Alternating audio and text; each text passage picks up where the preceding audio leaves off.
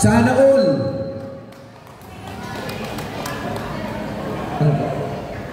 Naiigit sa mayor natin. Ngayon po, talaga na totoo. Dahil sa pagbabago na ginawa ni Vico na naging mayor siya, yung good governance, ngayon po tayo mga Pasigenyo. Aminin natin o hindi.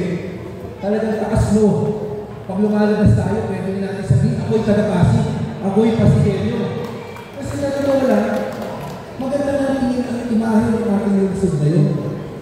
Ang galing Pasigenyo mo, alam natin, pag meron namang isang tao na may magandang nagawa, makatulong sa imahe natin sa atin. Ang request, di ba? Kaya naman magsasalita siya. Ang request ni Mayor Vico, di ba? Straight team building tayo. Pag pinag-usapan po natin, straight team building, ano po ibig sabihin nun? Tatlong konsihal? Lahat, 6 na konsihal. Pag sinabi natin, straight team building tayo, pagbigyan po natin sa Mayor Vico, makuha niya yung Ricky Boto, ang #1 sa balon. Ang mahusay na mayor, Mayor Vico Soto! Maraming salamat. Doña Berta, magandang hapon po sa ating lahat. Kamusta po kayo?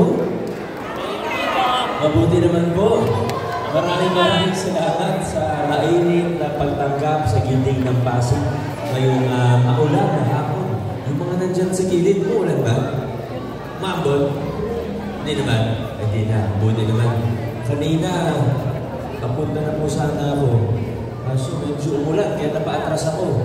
At anyway, at least dito po tayo ngayon.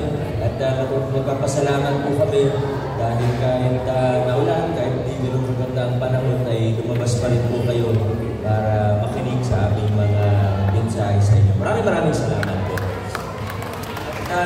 Ngayon naman, narinig nyo na naman ang mensahe ng ating Vice Mayor doon, ng ating Congressman Roman, ng ating mga konsehal na papunta na rin sa ikalawang venue po namin. Kaya siguro iiksiyan ko na lang din po ang aking mensahe sa inyo. Hindi na po yung buong mensahe ko, okay lang po. At sa totoo, medyo inuupo po ako ngayon. At kaya nakakabanda ko kung mawalan tayo ng boses.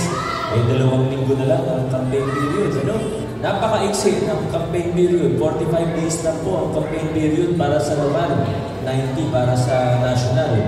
Alam ko po, hindi masyadong halata, ano? Kasi yung iba, 2 taon na ang kampanya. Pero sa totoo, 45 days lang po talaga yan. 90 days para sa national, ano? At sa maiksing panahon na ito, mabuti natin at pinipilit natin na makarating sa iba't ibang sulok ng ating lungsod upang maraming ng mga tao kung ano ba ang pinaglalaban ng gilding ng Pasig. Saan ba kami tumatakbo?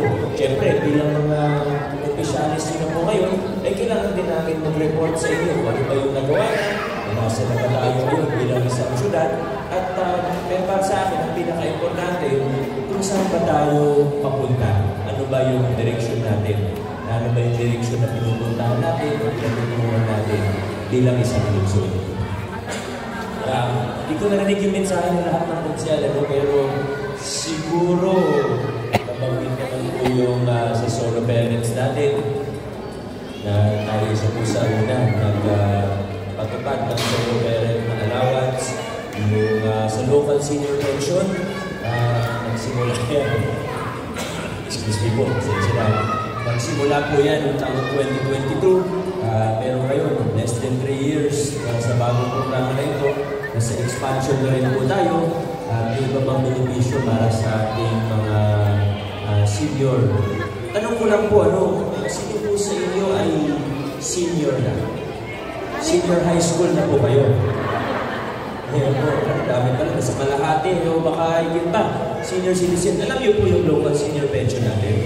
Balitaan nyo naman po yun. Meron ba sa inyo, kung okay lang pong tanungin, meron ba sa inyo dito na beneficiaryo ng local senior pension natin? May ilan. Pero yung iba, baka hindi pa naging kwalipikado ng nakaraan dahil may mga maliliit na SS pension. Kadalasan nakausap namin, may pension 1,800, yung iba 3,000. Noong 2022, tulad sa new programa, dahil bago siya, sinimulan natin dun sa mga walang-wala po talaga.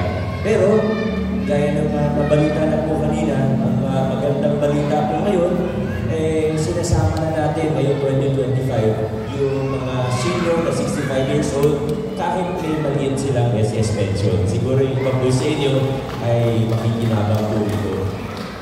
At gaya ng sa local senior pension, na iba pang benepisyo para sa mga senior citizen natin, ito po ay una,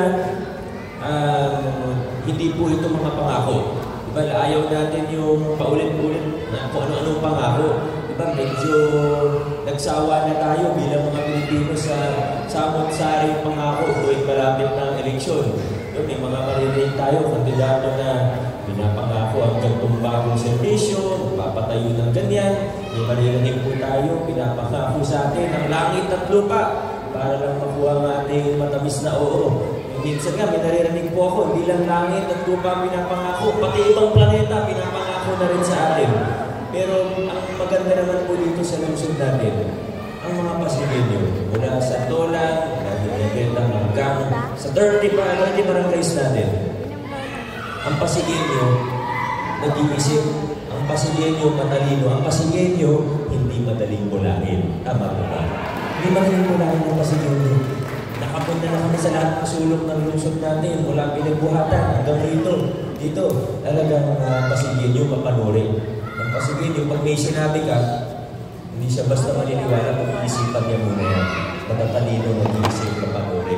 Kaya talagang kami sa meeting ng Pasig, iniiwasan din namin yung gawain na ganyan na puro pangako. Kasi naway lang naman ang puhunan, kaya kong sabihin na, o yung gantong project, dudoblehin natin, yung gantong benepisyo, itriplehin natin.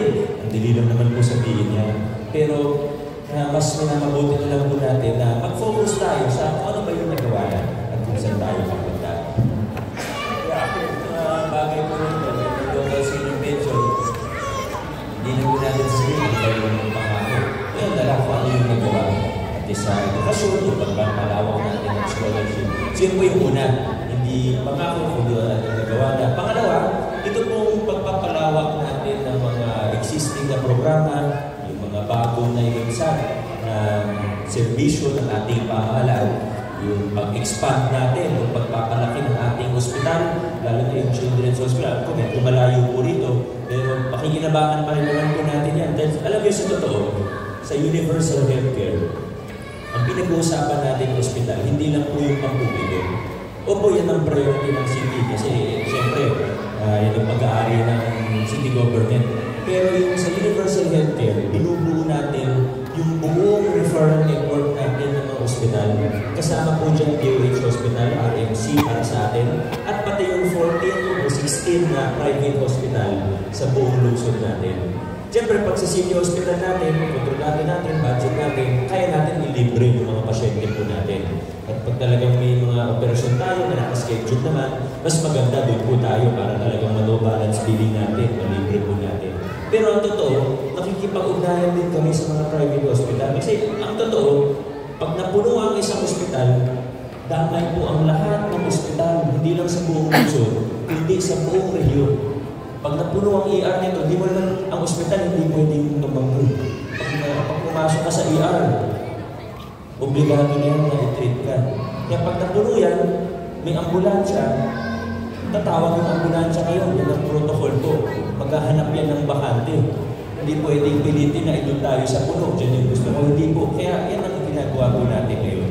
At proud po tayo sabihin na pagkaman, siguro sabihin natin, maraming pang kailangan gawin, maraming pang kailangan improve.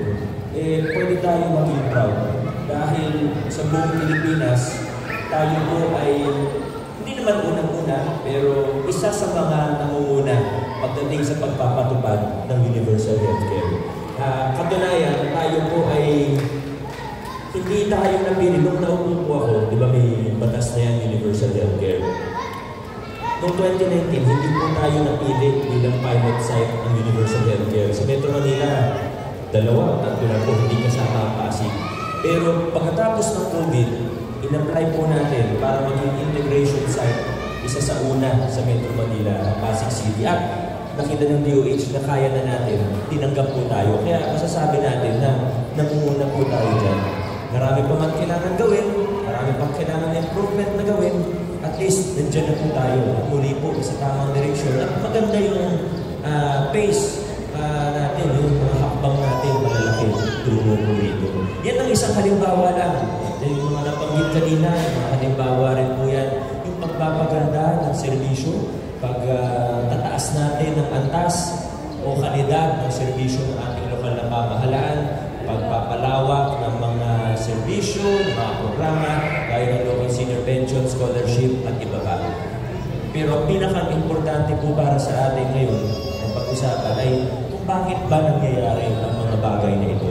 Nakakapag-expand tayo, nakakapagpalawak tayo ng mga programa natin na ganito kabilis dahil tinataguyod na po natin ngayon ang mga prinsipyo ng mabuting pamamahala. Kasama dyan yung pagbubukas ng ating gobyerno. Ngayon po, nakabuklat ang libro. Pati nga yung mga kontrata ng city government. I-search nyo lang sa Google, makikita nyo. Curious kayo, may pinapagawang court sa Barangay Malatiw. Nadaan kayo doon. Magkano kaya yan? Sino kaya gumagawa niyan? I-google nyo lang po. Malamang sa lamang lalabas po yun sa Pasig City website. Walang tinatago, lahat nakakita. Open tayo kahit sa pagpuna, sa feedback, positibo man o negatibo. Yan po yung tinataguyod natin at pamamahala ang pamahalaan ngayon. Nandito na po tayo sa lungsod ng Pasig. Sa kasamang balat, may iba na medyo nasanay sa lumang kalakaran na bawat galaw, bawat kontrata ng pamahalaan, may kickback, may ganyan. Yung iba po, gustong bumalik tayo dun sa mga lumang kalakaran. Pero ako po ay buong pusong naniniwala. Nararamdaman namin sa aming pag-iikot sa ating buong lungsod na tayo mga Pasigenyo, ayaw na po natin lumiko, basta na ayaw nating U-turn pabalik dun sa mga lumang kalakaran. Ang gusto po natin, dire-diretso, pasulong tayo sa lungsod ng Pasig. Maraming salamat po sa inyo. Magandang hapon, magandang gabi na yata. God bless Pasig City. Muling iboto ang number 4 sa balota, Mayor Vico Soto. Vote straight, giting ng Pasig. Doña Betang, maraming salamat po. God bless po sa ating lahat.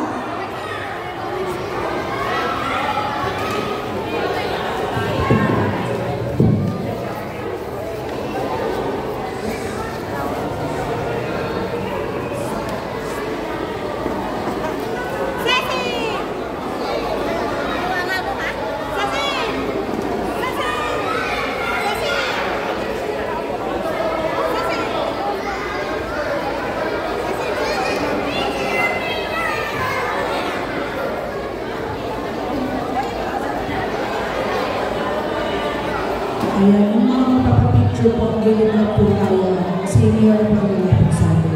Po tayo po. Salamat po.